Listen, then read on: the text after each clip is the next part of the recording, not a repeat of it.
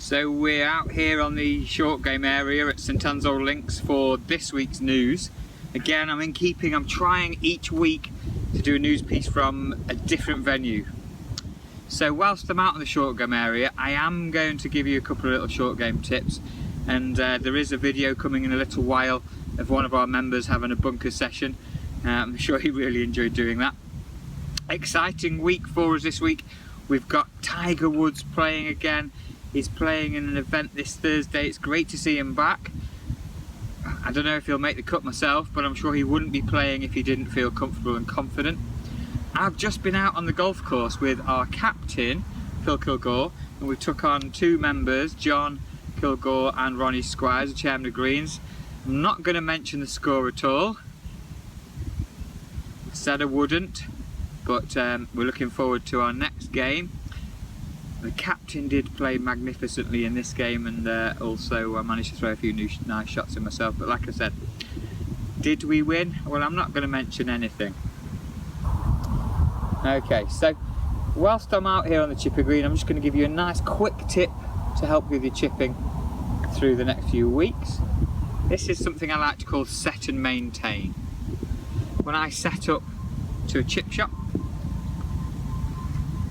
I'll generally have my ball towards my back foot, hands forward in my stance towards my front foot, and then as you can see the wrist angle I've created from my left wrist into the shaft, and then maintain that during the swing. I'll try and keep as much weight as I can on my left leg, depending on the shot I'm trying to play, but certainly 60-70% of the weight on my left side for these shots. So then I'll set my wrist angle and then maintain it. A really nice drill is to do down here. Keep the grip away from your body and maintain it. It just keeps the hands passive through the shot. A lot of golfers struggle in this situation. As soon as the right hand gets involved, it can cause you to hit the ball a little bit heavy. Okay, the weekend's competition, we had a single Stableford. The course is in great shape. We've had a nice bit of weather. It's nice and firm still. The greens are rolling despite the aviation holes we've had put on the greens. The course is doing well. A couple of good scores. We had a 40 points from Sean Kember, and his pal Malcolm Cope came second on 39 points. Colin Brooks just missed out on second place. He had 39 also.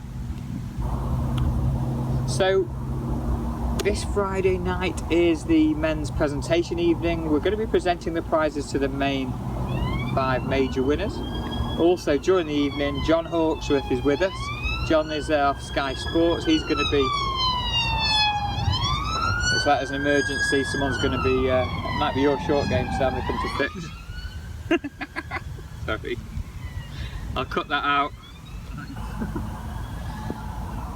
Where was it? John Hawksworth. Yeah, he's a great talker. He's going to be doing a little after dinner piece at the men's dinner. If you haven't registered already, I think there's already 70 members coming along to that. It's going to be a good fun evening. I did mention there was one of our members struggling with his wedges earlier in the week, and we had a bit of a chat about his club selections and the clubs that he uses to do different shots with. One of the questions, he says, well, what club do I use out of a bunker? He's got a 60-degree lofted club, and I advised him that's too much loft. There's not enough face pointing towards the ball. I was really fortunate a year or so ago to spend some time with Bob Vokey discussing wedge loss, and he commented about too many people using lob wedges to play shots around the green. Use your 54s, your 56s, your 58s at the most. At least you've got some loft then pointing the ball and moving the ball forward. So I've just got a nice little clip here of myself and John in the bunker. Okay. Right, so I'm here in the bunker at St Anselm Links. I'm in the middle of a coaching session, and I've got John Packer with me. John's doing really well with his bunker shots, and I just thought we'd share this with you in this week's newsletter. John, what's been your problem? You've been struggling getting out of bunkers, yeah? Correct. Excellent. So John's been borrowing a 60-degree wedge, thinking that might help get the ball out of the bunker. It's not actually the answer. The 60-degree lob wedge has got too much loft on it, not enough facing the ball. So often you'll just go underneath the ball won't come out, or you'll fin it or shank it. I mentioned the dreaded shank. So I've given John a nice couple of simple tips. You can all try this next time you get in a bunker. Right, John, set it for me. So what colour have you got there now? I've got a lob wedge. Your lob wedge, which is, we've measured the lob wedge, it's 57 degrees. You know what, we're going to change it and use your sand wedge. Just be careful, the ping sand wedge, this is 53 degrees, not that lofted, but still a good club to get out of the bunker with. Okay, so what have we done today? What have we set up? Set up square to the ball. Square to the ball in the setup. The club square to the ball. Excellent. Two Hitting, golden rules, what were they? hitting behind the ball about 2 or 3 inches of sand. Yeah, and follow through. And follow through. So we've got a nice square setup for the time being. We want a big swing, hit the sand, follow through. That's the golden rules. Hit the sand and follow through. Come on, John, let's try not to take out. Oh, perfect. Great shot. Straight out of the bunker. That's with your sand wedge, your 53. Let's use your lob wedge now. How does it feel, this method, what we're doing? Different. Different? Yeah, it feels different. I used to open the club face. Okay. And have lots of problems. Okay, brilliant. So John's tried to do a few different things. Go on, give another whack, John. Nice big swing. Stand and follow through. Perfect. Lovely shot. Well out of the bunker again. John, you've tried to do a few different things in the bunker. We'll just get a bit closer to the camera. get you in all your glory, if that's all right. Yes. We didn't have to stand like that. Catalogue pose. John's done a few different things in the bunker. He's tried opening the blade, opening his stance up, doing lots of different moves that people have told you, ball further forward, ball further back. We've kept it simple today. Square stance for the time being, hit the sand and follow through. You happy with that? Yes, easy, yeah. He said it's easy, bunker shots are easy. I'm going to head down to Lytham Golf Academy a minute and have a chat with Andy, see what's been happening down there. I think there's also been some new stock arrivals. Not that we need them here at St Anne's Old Links, but I know there's just been a delivery of golf winter boots. Yes, FootJoy boots, about £90, but if your golf course is getting wetter, or if you're out and walking, you're not happy walking around in the wet grass, your feet are getting wet or your socks are getting wet, these are certainly worth thinking about. We'll pop and have a look at them in a second. Before I head in from the short game area, I'm going to nip and have another try at a trick shot. This time I'm going to try hitting the ball and catching it. Again, I would like to see some participation. Send me your videos or comment on the channel. Click like and comment if you will. I'm going to also do a prize to the first person that sends in a video of them attempting a trick shot for me. And this prize will be certainly something worth applying for, so please make sure you do. Okay, so I've mentioned we're going to attempt a trick shot for this week. I'm going to try and hit a ball and catch it. I know that sounds easy, but it's not quite as easy as you think, especially when you've got your camera right in line with where you're going to hit the ball. Right. Just bear with me a second. We're going to flick it and then catch it. That's the first attempt. It's on no battery. No, camera's fine. No. Another try. I've got Sam watching me here. Just nearly broke my phone. Come on, this time. Second try.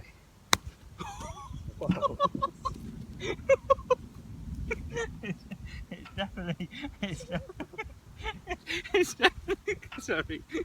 Hope you're all safe at home. Yes, he did it 3 times. Okay, whilst I'm on here, I've just spotted Sam Crowther just doing a great little drill.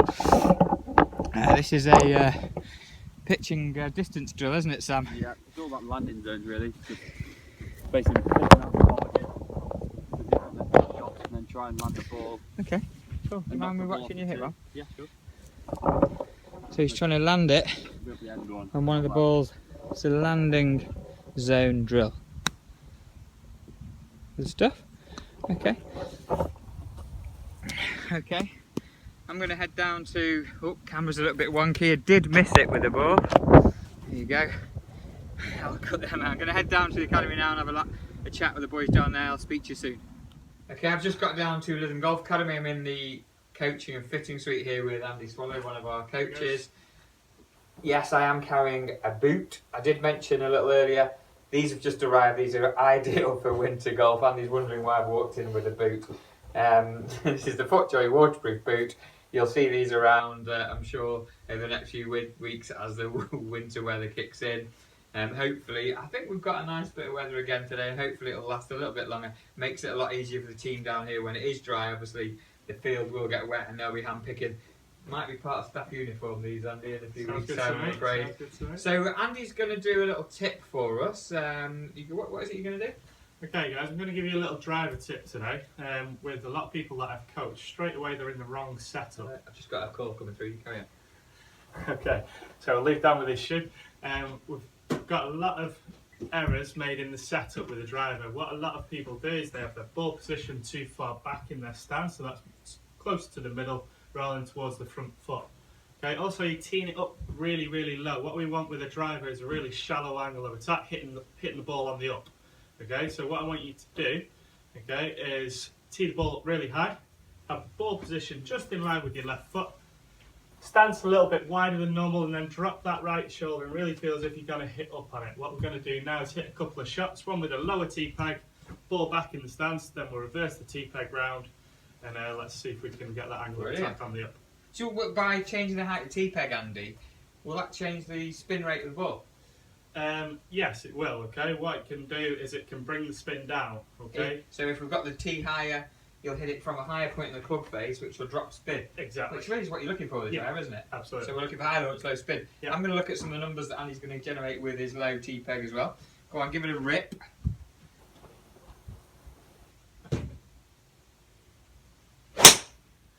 Boom, that's in the forest. Sorry. Okay. Good hit. 2-1 spin rate. Nice hit. Okay, another go. Oh, you gone for the higher. Okay, guys. So I've got the higher tee peg now. Okay, I'm going to go a little bit wider with my stance. Ball position really far forward off the left foot if you're a right-handed golfer. I'm really going to hit up on the ball. That's a good ball. Wow. I'm just looking up on the screens at the ball flight. That's one of your best. I'm quite happy with that one. I pulled that one off better than the first one. 290. Much lower spin rate. Down to 1900 spin rate. Nice little draw. Good launch angle. That launched at 15.8 degrees, Andy. So Absolutely. the combination of high launch, low spin, that helps hit your driver Absolutely, further. and we can try and push So, that distance from that. Just remind us of the tip again. So ball further forward. Ball further forward, okay, slightly wider in the stance, and drop that right shoulder and really feels as if you're coming underneath and hitting the ball on the up, guys. Well done. Thank you very much. Cheers, Dan. Okay, I hope you enjoy the rest of the news. Please click like and subscribe on the YouTube channel. We're going to do lots more tips with Andy. Obviously, Ali's got his review for us as well, which will be on this week's newsletter. Have a great week's golf, and we'll see you next week. Cheers, guys. Bye.